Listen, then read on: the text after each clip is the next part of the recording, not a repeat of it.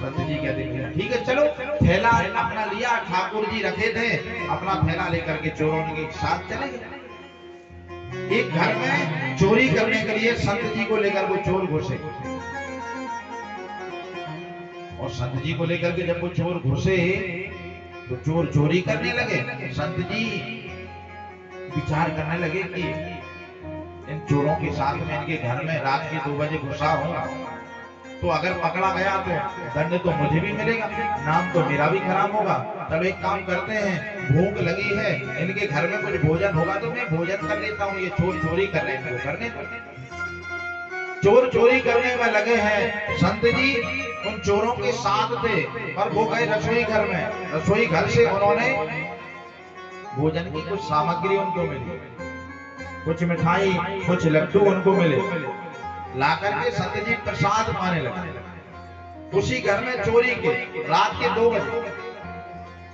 तो संत जी को मन में आया कि मैंने अपने जीवन में कभी भगवान को, कभी ठाकुर जी को बिना भोग लगाए कुछ पाया नहीं, आज कैसे पा सकता हूँ। भले ही चोरी का है, पर मैं भगवान को बिना भोग लगाए नहीं पाऊंगा। संत जी ने अपने थैले से ठाकुर जी को निकाला, ठाकुर जी के सामने जो प्रसाद था उसका भोग लगाया, घंटी बजाई और शंख बजा दिया। अब रात के 2 बजे चोरों के साथ चोरी करने गए और चोरी करने वाले घर में शंख बजा दिया। और जब शंख बजाया संत जी ने, तो उस घर के जितने लोग थे वो सब उठ गए।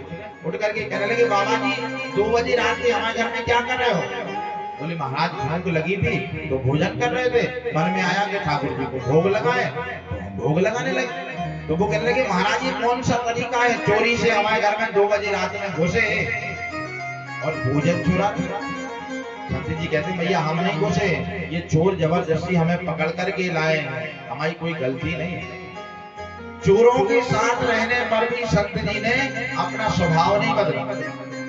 तो भागवत कहती है कि संस्कार हमें अपने बच्चों को बचपन से देना है। जैसे ध्रुव जी, उनकी माता ने संस्कार दिया और ध्रुव जी ने भगवान को प्राप्त किया, ध्रुव लोक को ध्रुव जी महाराज ने प्राप्त कर लिया। और सुखदेव जी कहते हैं, ध्रुव जी के वंश में और भी राजा हुए। एक राजा हुए जिनका नाम था उत्कल। उत्कल के पुत्र अंग, अंग के बैन। और इसी वंश में एक राजा हुए जिनका नाम था प्राचीन बरही। तो महाराज प्राचीन बरही क्या करते थे, वो यज्ञ किया करते, और यज्ञ करते करते बहुत समय हो गया महाराज प्राचीन बरही को। और एक दिन नारद जी उनके यज्ञ में आए। नारद जी से कहने लगे, राजा प्राचीन बरही के महाराज, मैं बहुत समय से यज्ञ कर रहा हूं, पर मुझे इस यज्ञ करने से मन में शांति नहीं मिली। और भैया जो धर्म का कार्य हम करते हैं उससे अगर हमारे मन में शांति ना मिले तो समझ लेना कि वो धर्म का जो कार्य हम कर रहे हैं, जो पूजा पाठ कर रहे हैं, उसमें कोई ना कोई त्रुटि है, कोई ना कोई गलती है। बोलो राधे राधे।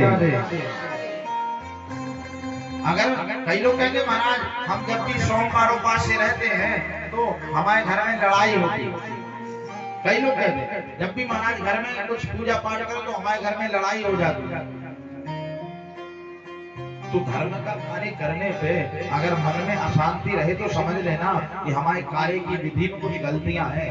नारद जी कहते हैं राजा प्राचीन बरही से, राजन तुम्हारे जो यज्ञ है